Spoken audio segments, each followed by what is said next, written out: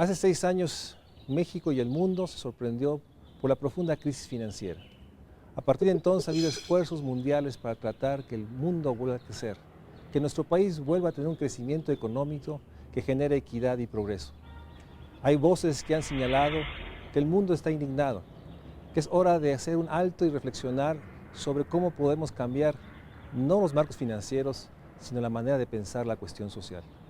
Uno de los pensadores más influyentes en América Latina es el doctor Bernardo Klinsberg, quien está en una cruzada personal para tratar de vincular la ética con el desarrollo, con el progreso, con el bienestar, con la garantía de todos los derechos humanos. Hoy tenemos la fortuna de platicar con Bernardo Klinsberg sobre los retos que tiene nuestro mundo, nuestro México, para generar un crecimiento con equidad. La cuestión social global está caracterizada por desigualdad y pobreza. En el año 2013, de acuerdo con el doctor Bernardo Klinsberg, las ganancias promedio de cada uno de los 300 superricos superaron los 1.700 millones de dólares. De manera contrastante, el Fondo de las Naciones Unidas para la Agricultura y la Alimentación estima 850 millones de personas que viven en situación de hambre, mientras que el Banco Mundial calcula que hay más de 3.000 millones de personas en todo el mundo que viven con menos de $2 al día. Los contrastes planetarios son inmensos. Mientras que en los países nórdicos el ingreso promedio de las personas supera los $32.000 anuales. En otras regiones como África o América Latina, hay zonas en las que los ingresos no llegan ni a los $1.000 al año. En México, las cosas no son distintas. De acuerdo con los datos de la Encuesta Nacional de Ingreso y Gastos en los Hogares, el grupo socioeconómico de más alta fortuna obtiene casi 30 veces más ingresos que los grupos socioeconómicos más pobres. Asimismo, el estudio del Banco Mundial, titulado La trampa de la desigualdad, nos dice que el 0.01% de las personas que más riqueza tienen en el país obtienen aproximadamente 17,000 veces más recursos al día que las personas que se ubican en la media nacional. A lo anterior, debe agregarse la crisis ecológica planetaria y el cambio climático asociado, situaciones que han generado no solo nuevos y más profundos riesgos para los pobres, sino además pueden llegar a comprometer el desarrollo y las posibilidades de generar bienestar y adecuados niveles de desarrollo humano para todas las personas. El Fondo de Población de las Naciones Unidas nos dice que en el año 2020 podríamos llegar a 10,000 millones de habitantes en el planeta, lo cual ratifica la urgencia de atender la cuestión social como centro de debate internacional para generar una nueva gobernanza por una globalización basada en la justicia. Tengo el enorme gusto de estar grabando México Social aquí en esta locación que sin duda muestra muchas cosas. El Centro Cultural Universitario Tlatelolco, lugar de origen de nuestro país, lugar de reflexión universitaria, y hoy sobre todo porque contamos con la presencia de uno de los personajes que yo considero es uno de los más influyentes pensadores en Latinoamérica. El doctor Bernardo Klinsberg. Gracias, Bernardo, por estar aquí en México Social para hacer una reflexión, una discusión que podamos realmente comprender dónde estamos en términos de las ideas, de lo que está impulsando. Y yo quisiera iniciar, Bernardo, agradeciéndote que estés aquí con nosotros. Tú que has sido un observador, un actor en la construcción de los grandes paradigmas que han justificado la acción de los gobiernos. Pongamos de los 80s. En los 80s, cuando el mundo había un cambio de paradigma económico, también hubo un cambio en los paradigmas de cómo se pensaba lo social. ¿Podrías darnos este recorrido de los 80s a 2014, en el cual hoy todo se piensa en términos de este concepto de desarrollo humano? ¿Cuál fue este devenir? ¿Qué es lo que observaste tú en estos casi 30 años? Muchas gracias por tu invitación, Mario. Es muy valioso lo que este programa hace para la comprensión de la realidad por parte del pueblo mexicano. Ojalá tuviéramos programas como el tuyo en toda América Latina. En los 80 estábamos, había esta lucha de modelos que ha continuado durante todo el tiempo. Cada uno de estos modelos significa determinadas lecturas de la realidad, pero también significa intereses subyacentes que movilizan esas lecturas de la realidad. En los 80 estaba tomando la hegemonía en América Latina el modelo de economía ortodoxa, con su mensaje de que frente a la ineficiencia del Estado en las décadas anteriores, había que llegar a la conclusión de que el Estado era una especie de antigüedad de la historia, a la que había que pasar a un retiro honorable, y que el mercado era la gran promesa de que las actividades de todo orden, incluidas las sociales, iban a ser ejecutadas con mucha mayor eficiencia. Incluso la promesa entrañaba la promesa de que se iba a erradicar la corrupción a través de la privatización en gran escala, frente al Estado que se lo llamaba el Estado mastodonte, el Estado hiperagigantado. Surgía esta visión de la realidad. El único juez de las teorías son los hechos.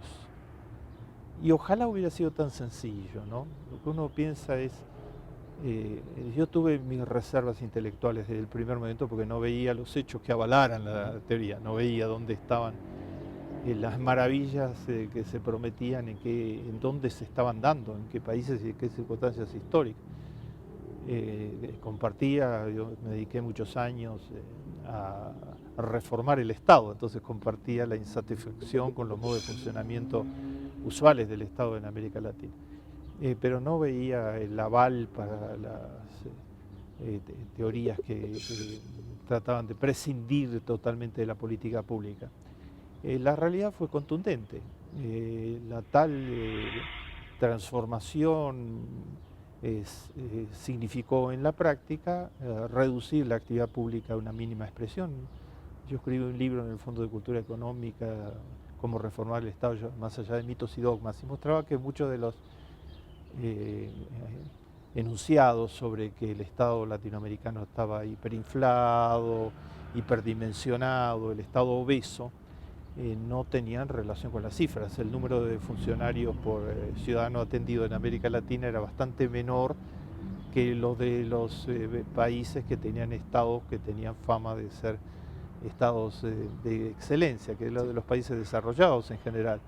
Y la participación real del Estado en el Producto Bruto era bastante menor. O sea, América Latina tenía un Estado con altas ineficiencias, pero que estaba muy lejos de las exageraciones que planteaba. La justificación para desmantelarlo. De la justificación para desmantelarlo. Entonces, en definitiva, era una justificación para desmantelarlo que no hace falta ninguna discusión ideológica ni de ninguna índole.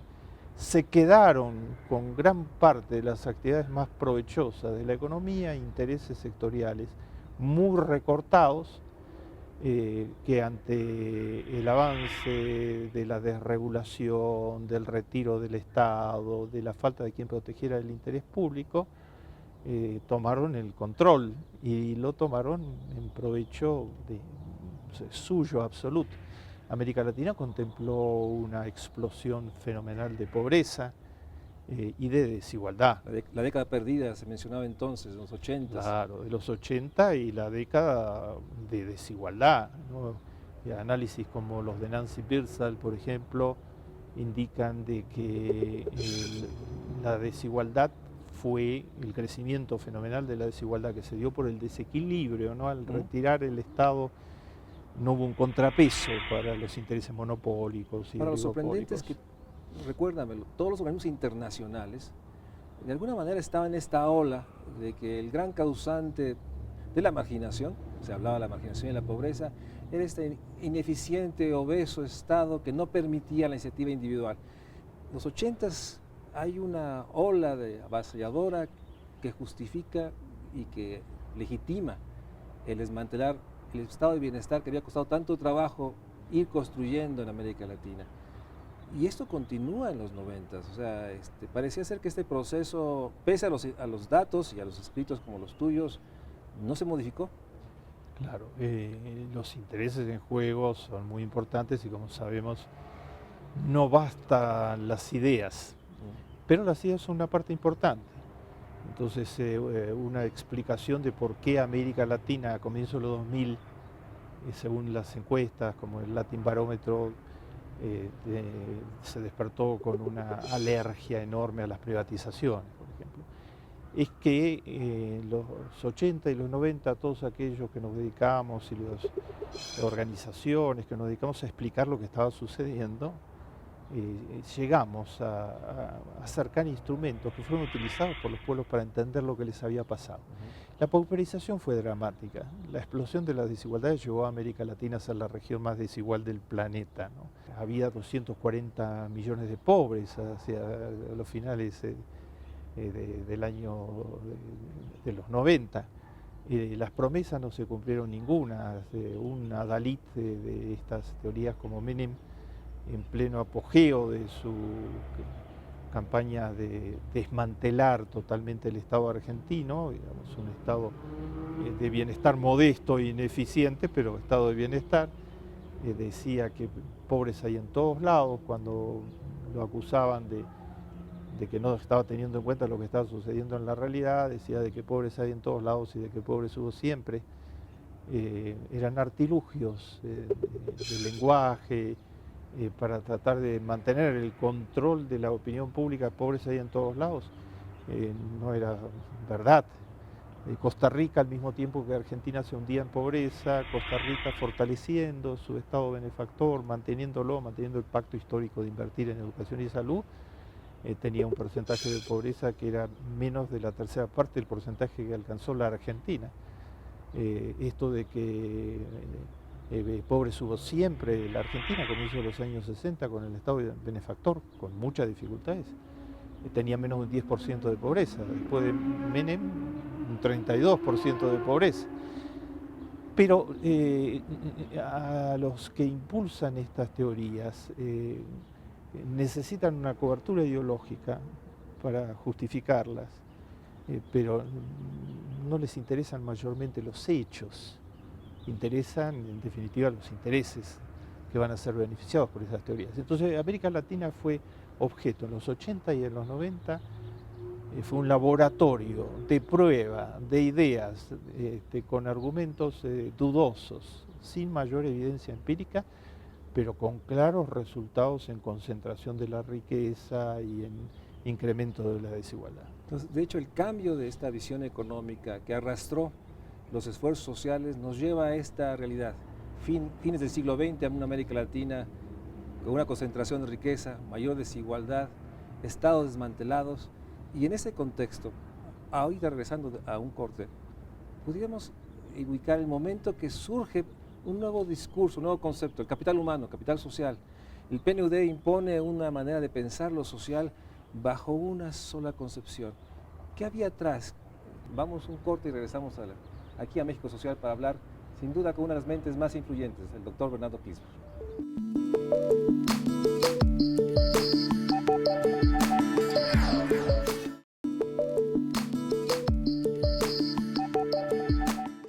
Estamos platicando con el doctor Bernardo Kligsberg, consultor especial para la ONU y para los organismos internacionales más importantes del mundo que están discutiendo qué más podemos hacer para enfrentar esta desigualdad.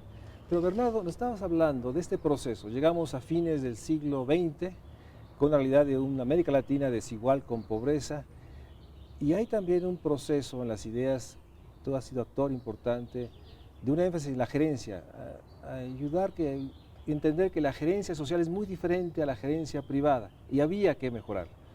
Pero por otra parte también empieza este discurso del capital social y capital humano. ¿Cómo se estaba dando este proceso? ¿Cómo lo observaste tú? ¿Cómo lograron que se impusiera? Porque yo digo que en toda América Latina esta idea del capital humano permeó y ha sido usado por todos los gobernantes de distintas izquierdas o derechas. ¿Cuál fue este proceso de ir construyendo estos conceptos aglutinadores de una manera de pensar lo social? Y la gran pregunta que se planteaban los pueblos latinoamericanos es: ¿por qué un continente tan rico, con riquezas ilimitadas? Recordemos que América Latina tiene la tercera parte de todas las aguas limpias del planeta, que tiene algunas de en su subsuelo, algunas de las reservas de materias primas estratégicas mayores a mediano y largo plazo de todo el planeta, que tiene fuentes de energía barata por todos lados, que tiene una inserción desde el punto de vista de la geografía económica excelente, privilegiada, que tiene un potencial turístico excepcional. ¿Cómo un continente con todas estas características genera tanta pobreza y tanta desigualdad? ¿Por qué estamos hablando de cifras que eran mayores al 40%? En los momentos pico, más del 40% de la población de un continente con estas posibilidades era tan pobre. Yo busqué, con otros, explorar, digamos, este tema, revinculando estrechamente los conceptos de pobreza y desigualdad. Pues normalmente el discurso era: hay mucha pobreza en América Latina y hay mucha desigualdad en América Latina. Vamos, el discurso Klicksberg, digamos, de aquellos años no es así. Es, como dice mi amigo Mario Fuentes, con frecuencia más complejo. La pobreza y la desigualdad están muy interrelacionados en América Latina. La generatriz central de la pobreza latinoamericana es estas dimensiones de desigualdad. Y estas dimensiones de desigualdad tienen que ver con que los grandes reaseguros de oportunidades iguales en una sociedad fueron debilitados por la ola ortodoxa en América Latina. Hay igualdad si hay oportunidades educativas para todos, si todo el mundo puede asistir a una escuela razonable. La ola ortodoxa en América Latina dejó en estado totalmente precario las oportunidades educativas. Eso generó una de las bases de la desigualdad que ha tenido tal fuerza que subsiste hasta nuestros días. La experiencia de Pinochet es muy ilustrativa, ¿no? Porque fue tratar de crear un modelo de sociedad reaccionaria al servicio de los sectores más conservadores, con el monopolio de la fuerza, que se convirtió en un proyecto de largo plazo. Entonces una de las bases era crear una educación totalmente desigual. Y lo logró incrustar en la legislación, en los presupuestos y en el modo de armar la educación chilena, una matriz de desigualdad muy profunda en el sistema educativo, que es la matriz con la que se rebelaron los estudiantes chilenos a la vanguardia de toda América Latina, diría yo, en los últimos años. Entonces, un proyecto autoritario con un proyecto económico para que solo se educaran a altos niveles, en el caso de Chile y en otros casos en América Latina, las élites. La inmensa mayoría quedara en los márgenes del sistema educativo, con una educación de muy mala calidad, sin preescolar, con primarias y secundarias baratas, etc. Lo que iba a asegurar el dominio a largo plazo de las élites. O sea, la desigualdad es la gran matriz que permite que se cocine el laboratorio de la pobreza, los monopolios, los salarios bajos y se reproduzca. Entonces, tu sospecha es que este acto, usando el ejemplo de Pinochet en Chile, estaba diseñado para lograr que las élites siguieran dominando y generando una población que nunca iba a tener esas capacidades. Eso es lo que los estudiantes chilenos han descubierto. Y han convertido en praxis de protesta de la gran mayoría de la sociedad chilena, ¿no? En una experiencia realmente fascinante. Las consignas de los estudiantes chilenos, que lograron movilizar durante 3 años a multitudes en las calles de Chile en los últimos años, educación gratuita para todos. Pinochet logró que no fuera la educación gratuita, que la educación estuviera totalmente vinculada al poder adquisitivo. En la universidad solo podían estudiar los que podían disponer de préstamos o de fortunas personales. Educación de buena calidad para todos. El modelo Pinochet logró que la calidad de la educación fuera totalmente segmentada. Estaban las escuelas privadas, las escuelas públicas municipales y las escuelas rurales. Constantemente más todo, acceso al conocimiento. Claro. Y la tercera consigna de los estudiantes chilenos, que fue una consigna muy exigente, es abolir la educación con fines de lucro, ¿no? Dejar solo educación pública y educación de la sociedad civil a través de todas sus vertientes, las iglesias, las ONG, pero que no tuviera fines de lucro, para que el lucro no pervirtiera la calidad de la educación. Ahora, qué interesante, ¿no? El proyecto de dominación de Pinochet, que era un referente para los proyectos de dominación en América Latina, para otros proyectos autoritarios, fracasó totalmente en lo social, ¿no? Tuvo algunos resultados económicos para sectores determinados, pero la pobreza aumentó del 20 al 40%, ¿no? De la población, pero se instaló profundamente, perturbando totalmente la posibilidad de cambiar fácilmente. Los estudiantes chilenos han logrado en los últimos 3 años, digamos, un sector sin ataduras ni siquiera partidarias, porque es un movimiento independiente, masivo, cuyas consignas fueron acompañadas por la gran mayoría de la opinión pública, que esto se convierta en el proyecto político con el que alcanzó la presidencia de Chile por un margen muy mayoritario Michelle Bachelet, que ha dicho que va a convertir en hechos, transformar todo esto. Si va a significar después de muchos años el cambio de este aspecto del sistema autoritario, de este aspecto de mediano y largo plazo. Chile es una sociedad con muchos logros, pero con niveles de desigualdad muy altos. Pero déjame insistir, ¿cómo desde esta realidad de desigualdad, concentración del poder, creciente exclusión, cómo se inserta este concepto de capital social, capital humano? O sea, ¿cómo lo observaban los gobiernos internacionales? ¿Por qué postularon con tanta fuerza? Yo empujé, digamos, por un lado empujé la idea de gerencia social, Sí. como sabes. Tú eres un autor y de atribuye hecho, ser el creador, digamos, así de esta es. disciplina. Pero gerencia social es una idea humanitaria finalmente, ¿no? La idea de gerencia social es podemos hacer mucho mejor lo que hacemos en la lucha contra la pobreza.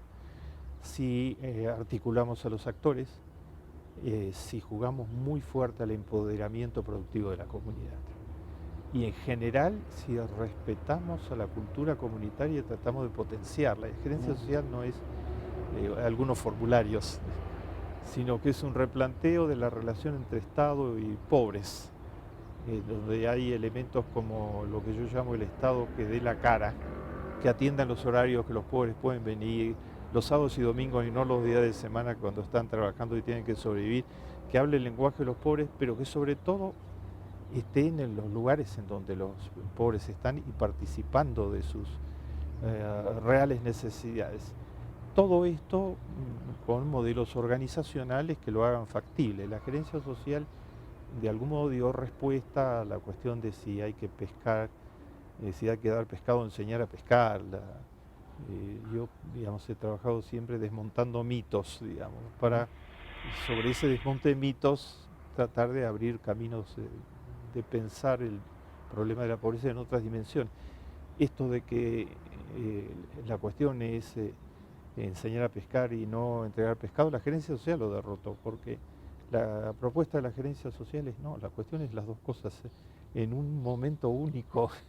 Claro. Nosotros necesitamos dar pescado porque los chicos se mueren, tenemos 30 niños que mueren de cada 1000 antes de cumplir 5 años de edad en América Latina versus 3 en Suecia, ¿no? Entonces necesitamos darle ya vacunas y cobertura médica mientras logramos generar la otra capacidad. Pero hacerlo a través de modelos organizacionales que al mismo tiempo empoderen y articulen a la comunidad. Ahí quizás la innovación que pudimos aportar fue que yo fui durante muchos años un especialista, se supone prominente, en gerencia de organizaciones. ¿Sí? Entonces conocía muy bien la gerencia privada.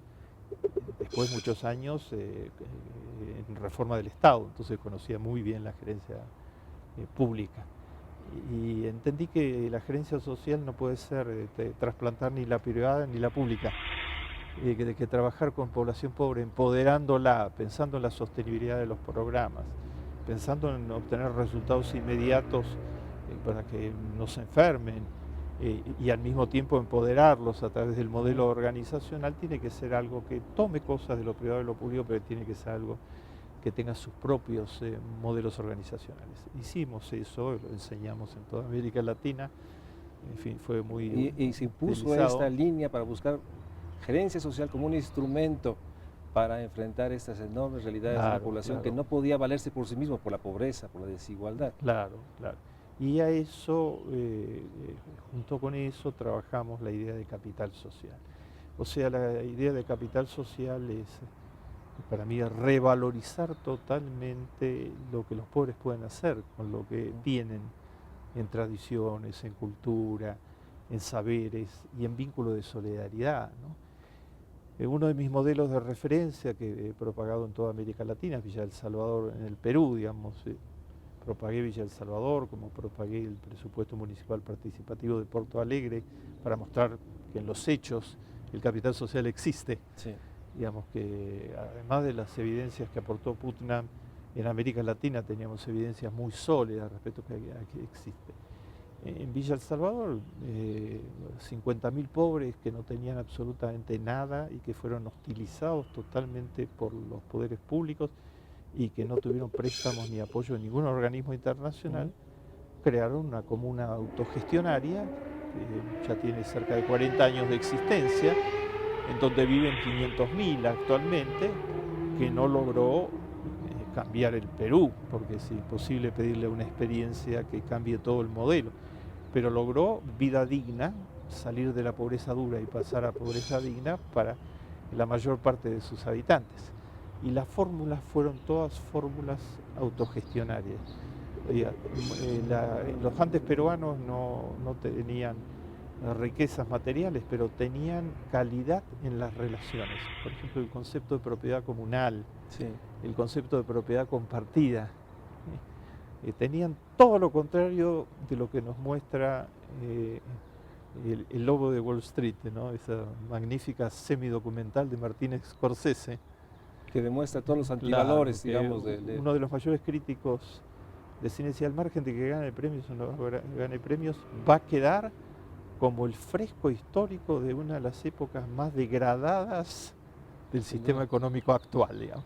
Porque allí muestra que lo que está consagrado totalmente como forma de relaciones es el egoísmo absoluto.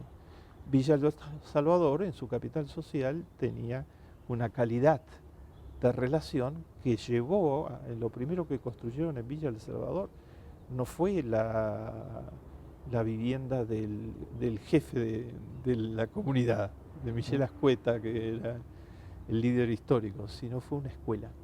Con sus manos construyeron una escuela, que ya simbolizaba qué era lo que iban a hacer. Después construyeron toda la infraestructura de la villa, hasta construir un parque industrial, ¿no?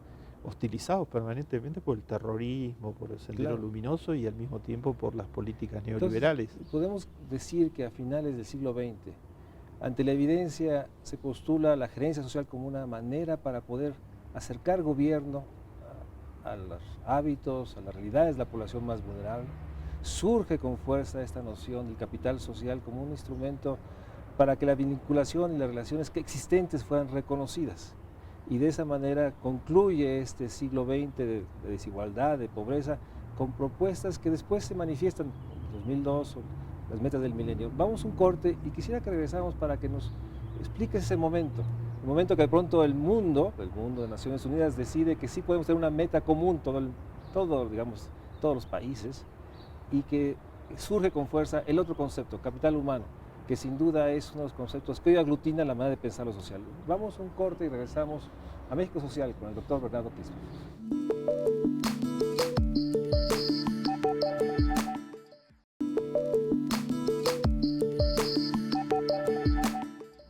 Bernardo, nos estabas haciendo este recorrido de cómo los conceptos fueron introducidos y había vivencias, experiencias que lograban hacer visible que la gerencia social era mucho más que simplemente un asunto de eficiencia, eficacia, digamos, para hablar en términos de la empresa privada. Que el capital social era mucho más que simplemente que reunir a la comunidad en una plaza, que había que reconocer. Pero llegamos a fines del siglo XX y surge un pensamiento poderoso que a partir de entonces se incorpora en toda la agenda. El pensamiento de Amartya Sen, un amigo tuyo, y introduce esta idea de la libertad que se traduce por el capital humano, por el PNUD, y que a mi juicio deja una parte muy importante del pensamiento. ¿Cómo observaste este proceso? Porque la gerencia social finalmente llegó y está de alguna manera. se habla de capital social, pero también se habla del capital humano como un elemento que con fuerza inicia el siglo XXI y que creo que permeó en toda América Latina. Yo creo que la influencia que ha sido positivísima, importantísima de Amartya Sen,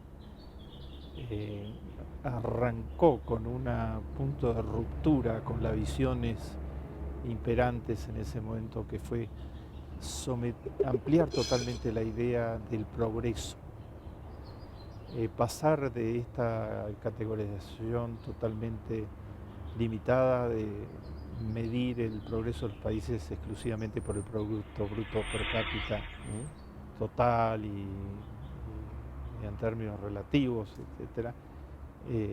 Amartya, mi amigo y compañero de trabajos, y Abul El Haq sometieron a Naciones Unidas la idea de crear el Informe de Desarrollo Humano.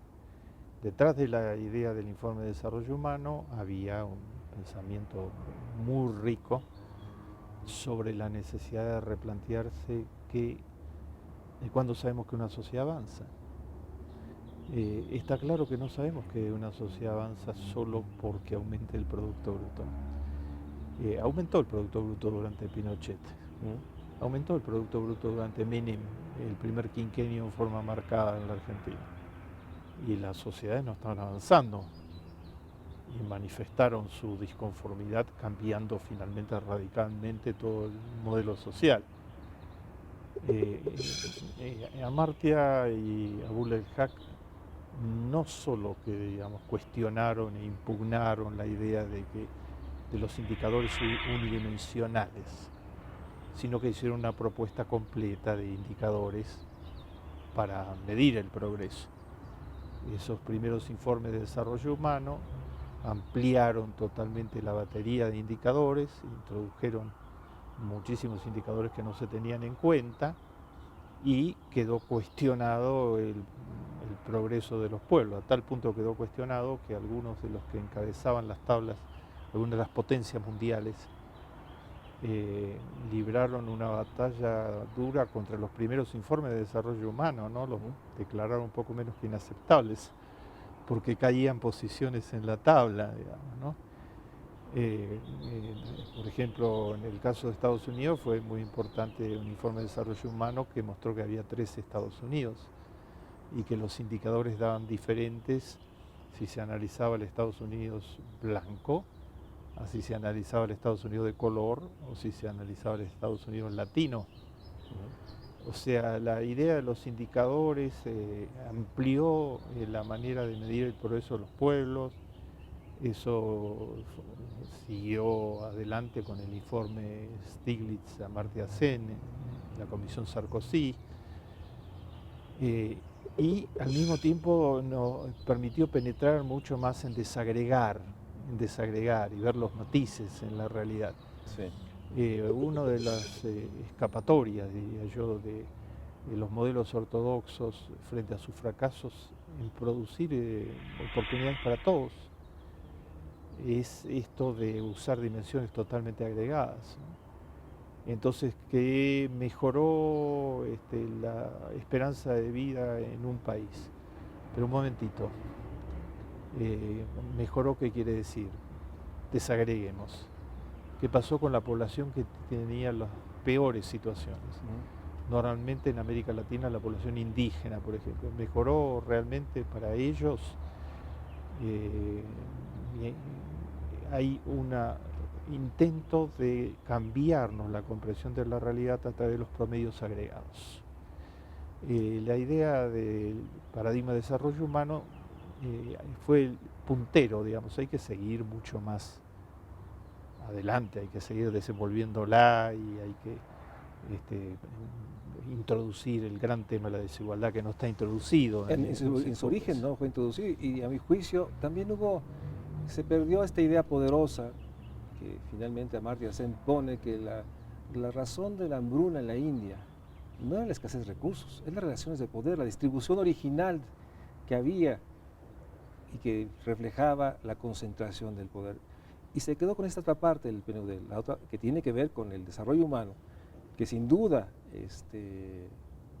introducían nuevas variables, indicadores que complejizaban o expresaban la complejidad, pero es hasta muy reciente, yo diría este año, que se vuelve a recuperar esta idea de la desigualdad. O sea, pasamos del 2001 a 2009, 10, en el cual parecía que la desigualdad no estaba en el discurso social. Y recientemente, CEPAL, la reunión de Davos, se pone en el centro otra vez la desigualdad que, como tú bien has dicho, la desigualdad es una expresión de la relación de poder que se expresa en riqueza concentrada. ¿Cómo se dio este cambio? ¿Por qué hay ese reconocimiento ahorita de recuperar la gran causa que está atrás de la pobreza, de la exclusión, de la marginación? Yo creo que una de las razones centrales, yo creo mucho en que la realidad es la que le da vigencia a las ideas, ¿no? O sea, ideas que son las ideas correctas adquieren, finalmente se encarnan en políticas cuando la realidad exige que haya un cambio de idea, ¿no? Claro. Uno diría, es decir, el neoliberalismo no es una cuestión de discusión ideológica, simplemente es mala economía, o sea, la realidad la condenó como mala economía, ¿no? Destruyó países latinoamericanos enteros, presidió una transición muy dudosa desde los esquemas de economía totalitaria a esquemas de economía plutocrática en Europa Oriental, digamos, ha causado daños gravísimos actualmente en Europa. Entonces no es un tema de discutir desde tal ideología a tal otra ideología, es mala economía, da esos resultados.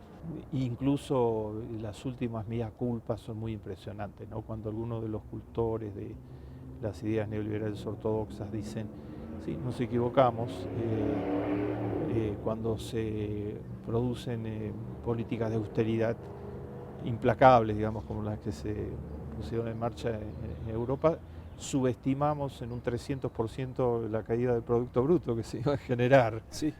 Nuevamente lo que se está convalidando es que eso es mala economía. La desigualdad es el demonio que se escapó totalmente al control ya, salvo del 1% más rico, de todo el resto del género humano. De que siempre hubo desigualdades, pero la magnitud de la desigualdad contemporánea casi no tiene registro, ¿no? Es un proceso de concentración que se reproduce a sí mismo, que ha llevado a que el 1% de la población más rica tenga cerca del 50% de la riqueza. Y la gente vio eso, captó eso. Allí hubo una contribución muy significativa de los indignados, ¿no? Los indignados no tuvieron incidencia política de corto plazo. Sí. Pero tuvieron una incidencia monumental en agendar la idea del 1% y del 99%. En esa idea se basó la campaña electoral de Di Blasio, la historia de dos ciudades, que le permitió tener más de un 75% de votación a su favor en la ciudad de Nueva York, la idea de revertir esta situación tan despareja. No es una ficción, el 1% tiene cerca de la mitad del Producto Bruto, del otro lado el 50% tiene menos del 2% del Producto Bruto. Y el proceso es de ampliación permanente de la brecha, porque a su vez, según los datos de los bancos internacionales, no solo los organismos internacionales, de los bancos internacionales, dentro del 1% se está produciendo un proceso de concentración en el 0,1%, digamos. Y todo lo que sabemos sobre desigualdad es que es regresiva para todo. Si la desigualdad tuviera virtuosidades, yo estoy dispuesto a aceptar todo lo que mejore la vida de la gente, porque lo único que me importa es que mejore la vida de la gente, pero no. La desigualdad es horrorosa para un crecimiento económico sostenido, para que los chicos, todos los chicos puedan terminar el colegio secundario. Hay libros recientes que establecen correlaciones entre aumento de la desigualdad y ruptura de familias y divorcios y el tiempo de commuting, de traslado. La desigualdad es nefasta y estas dimensiones de desigualdad no se conocen en la historia. Platón decía que la desigualdad no debía ser más de 3-1, Platón. Y las desigualdades actuales, según el calificativo de un informe de desarrollo humano de las Naciones Unidas, son obscenas. según el calificativo de la encíclica de la Iglesia, Caritas et Divinato, son disparidades groseras. Se escaparon de todo control. Entonces eso las ha convertido en un objeto de denuncia. ¿Tú sí digamos, crees de que ahorita sectores muy estamos en ese amplios? momento en que incluso las élites, las gentes más ricas del planeta, están percibiendo que la gran amenaza, incluso para ellos, es la desigualdad? ¿Tú crees que ya llegamos a ese punto? Bueno, la encuesta de Davos 2014 ¿Ah? ¿Lo pones? a 1000 altos ejecutivos dice que las dos mayores amenazas para el género humano a corto plazo son el cambio climático y las desigualdades, ¿no? Y hay algunos miembros del 1% de gran lucidez que lo han puesto de todas las formas posibles, como Warren Buffett, digamos, el inversor más exitoso de toda la historia de Wall Street, que a sus 82 años dice una y otra vez: yo no puedo entender cómo la gente soporta estos niveles de desigualdades, y lo plasma en propuestas concretas. Digamos, apoyó vigorosamente a Obama para que haya un aumento del impuesto al 1% más rico, y la ley de Obama estableciendo ese aumento, que finalmente fue aprobada, se llama la ley Buffett. No se llama la ley Robin Hood, se llama la ley Buffett. Las desigualdades se han escapado de control, y además el riesgo es que van en la misma dirección. Obama lo ha expresado con enorme lucidez hace pocos días, inaugurando el Congreso de Estados Unidos. Es esta instalación de las desigualdades de este modo, porque el país que se ha caracterizado por ser el país de las oportunidades, según el ejemplo que utiliza y repite con frecuencia, dice: actualmente la probabilidad de que alguien que nace en el 20% más rico se quede allí es más del 65%, mientras que la probabilidad de que alguien que nace en el 20% más pobre salga de ese 20% más pobre es ínfima. Entonces eso es una amenaza total para el futuro de una sociedad saludable, dice Obama, y ha dicho que va a dedicar los 2 años que le quedan de presidencia a luchar contra las desigualdades.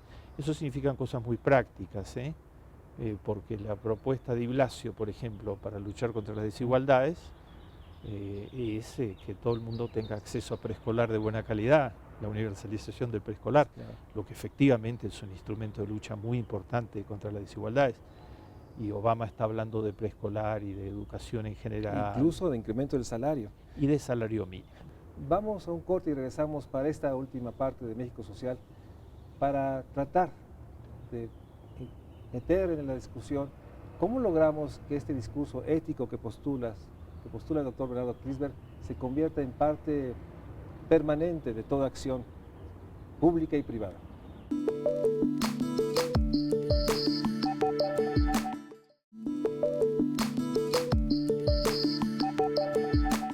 Bernardo, reconociendo la enorme fuerza que tiene este momento, que parece que la desigualdad al fin es reconocida como la mayor amenaza global, ¿cómo poder enfrentarla?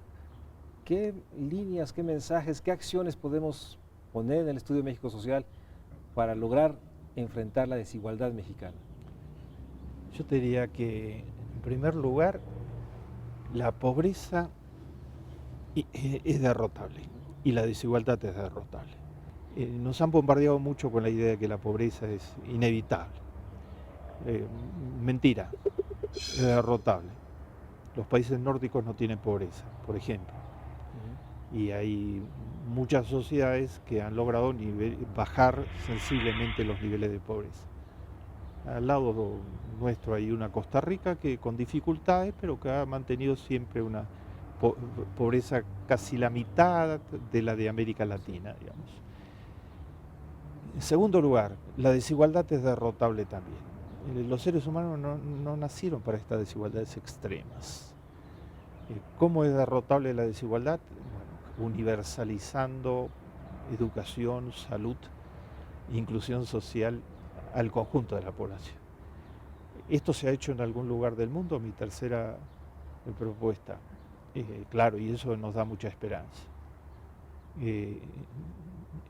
Noruega es el número 1 en la tabla de desarrollo humano que creó Amartya Sen y Abul el Haq desde el primer día, y ha sido siempre el número 1, líder absoluto.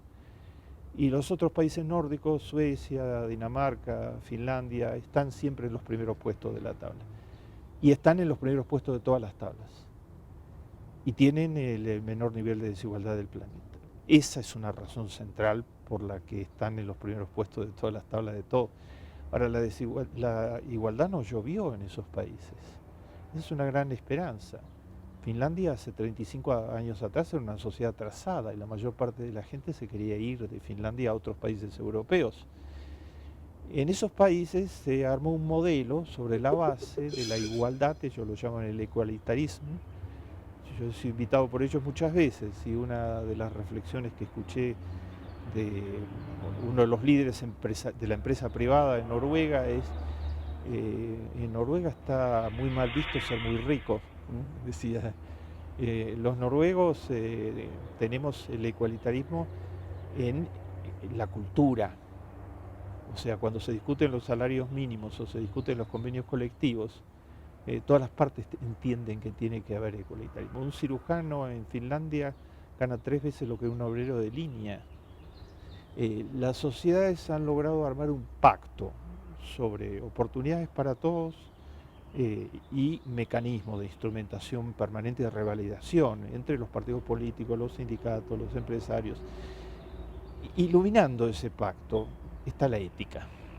En América Latina tenemos, mi punto adicional, toda la esperanza, no tenemos que copiar a Noruega, Finlandia, etcétera, etcétera. En América Latina la pobreza se ha disminuido respecto a los niveles estos catastróficos de los que estaba ubicada en el auge de las economías ortodoxas. Lo han hecho los pueblos. O sea, los pueblos han tenido la experiencia en los 80 y en los 90 y en las dictaduras militares de los modelos ortodoxos, y los pueblos han decidido que eso no es el sistema en el que quieren vivir porque los ha empobrecido totalmente. 13 presidentes no terminaron su mandato entre el 93 y el 2007, no por golpes militares, sino por rebeliones populares, por rebeliones ciudadanas, ¿no? En distintos países de América Latina. Todas ellas reclaman un modelo de inclusión, lo llamo yo. Yo lo llamo en mis libros desde hace muchos años una economía con rostro humano. Una economía con rostro humano es una economía donde las consideraciones éticas priman sobre la economía, son la brújula de la economía. La economía tiene que ser éticamente consistente. Eso significa educación para todos, significa salud para todos, significa inclusión para los jóvenes, significa superar las discriminaciones de género, significa integrar a los indígenas, hoy el sector, como tú lo has mostrado en tus excelentes trabajos, más castigado de toda América Latina, etc. Brasil logró en 8 años reintegrar a la economía 40 millones de personas bajo estos principios. No son una quimera. Políticas orientadas. Lula convirtió en temas éticos a gran parte los problemas, al problema del hambre, al problema de salud. No puede ser, es su forma de decir. No puede ser, éticamente no puede ser. Yo trato de incorporar que la economía se piense siempre en estrecha interacción con la ética. La economía no es un fin en sí mismo, es un instrumento que debe funcionar muy bien, pero ¿cuándo sabemos que funciona muy bien? Si los chicos terminan la secundaria y la universidad, claro. Si los jubilados realmente están protegidos, si todo el mundo tiene derecho a lo que Amartya Sen llama un desarrollo pleno de sus capacidades. ¿Eso es viable? Bueno, si es viable en Brasil, si es viable en los países nórdicos, alguien puede decir, bueno, Noruega tiene petróleo, Finlandia, por empezar, Finlandia no tiene petróleo, no tiene nada, ningún recurso natural y es una economía inclusiva plena. Pero Arabia Saudita también tiene petróleo, mucho más que Noruega. Y el modelo noruego ha logrado ser el número 1 de desarrollo humano de todo el planeta Tierra. Entonces no se trata solo incluso de los recursos disponibles, sino se trata de la matriz. La matriz debe estar presidida por la ética. América Latina para mí tiene todas las posibilidades, porque tiene las riquezas naturales incontables. Ha sido bendecida por la divinidad en riquezas naturales, porque tiene pueblos que no toleran más las recetas ortodoxas, no por cuestión partidista, sino porque le fueron aplicadas y tuvieron resultados desastrosos. redujeron esperanza de vida, crearon mortalidad infantil y mortalidad materna en dosis inéditas, segmentaron, discriminaron, convirtieron en fragmentos el conjunto de la sociedad, y porque sabe ahora que se pueden hacer las cosas de manera diferente, se están haciendo de manera diferente. El solo hecho que en México esté incluida en la agenda pública el tema de la pobreza como un tema central es un avance significativo. El tema del hambre, lo hemos dicho aquí en este estudio. Claro, yo he tenido mi experiencia durante los 80 y los 90 de batallar en muchos congresos para que el tema figurara en muchos países, y las élites no aceptaban que era un tema no confortable, para llamarlo de algún modo. La solidaridad es un rasgo de la especie humana.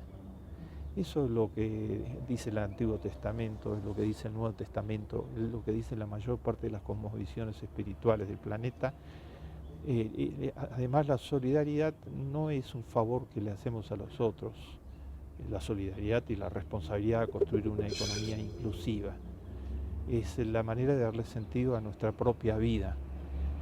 Y si es de alguna utilidad, la ciencia nos ayuda a corroborar esta visión espiritual y del peso de la ética. Las personas que practican sistemáticamente la ética de la solidaridad y de la responsabilidad, que ayudan a construir sociedades inclusivas, según las experiencias de la Universidad Hebrea de Jerusalén y las experiencias de la Escuela de Salud Pública de Harvard, los que se dedican a cosas de este tipo tienen menos úlceras, menos ataques cardíacos, viven más años, tienen un estado de felicidad interior que no se puede alcanzar por ninguna otra vía que no sea esta vía del amor, del compromiso con el otro. Del encuentro con los otros. Del encuentro de con ver los nosotros. otros. Te agradezco muchísimo el haber estado en México Social.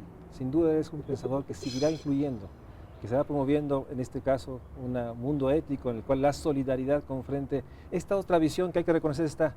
Aquellos que postulan que los individuos son por su esfuerzo único personal y no se dan cuenta que nadie es si no está enfrente a otro. Muchas gracias, Bernardo, por estar en el Estudio México Social y darnos este mensaje, estas ideas que nos ubican en la posibilidad de realmente desmantelar el mito de la desigualdad y la pobreza. Muchas gracias y sobre todo espero que sea este el primero de muchos programas. Haría un solo agregado, además de felicitarte por este programa de lujo moral e intelectual que has instalado en México con tanta esfuerzo y calidad, que es en todo esto hay una ética de la urgencia. Tenemos que actuar en todos estos planos, la inclusión social, la igualdad, urgente porque cada segundo, cada 3 segundos muere un niño en el planeta por falta de alimentos y de agua potable. Un niño cada 3 segundos. En ese sentido, muchas gracias a ustedes que nos acompañó y nos quedamos con esta última frase que es un concepto, que incluso es una bandera, la ética de la urgencia. Tenemos que hacer algo mucho más rápido para enfrentar estas dimensiones sociales que se expresan en desigualdad, exclusión, discriminación y sobre todo, como ha dicho el doctor Bernardo Kligsberg, en dolor, en enfermedad, en una muerte que no debe suceder. Muchas gracias a ustedes y muchas gracias, Bernardo, por estar en este que es tu casa, el Estudio México Social.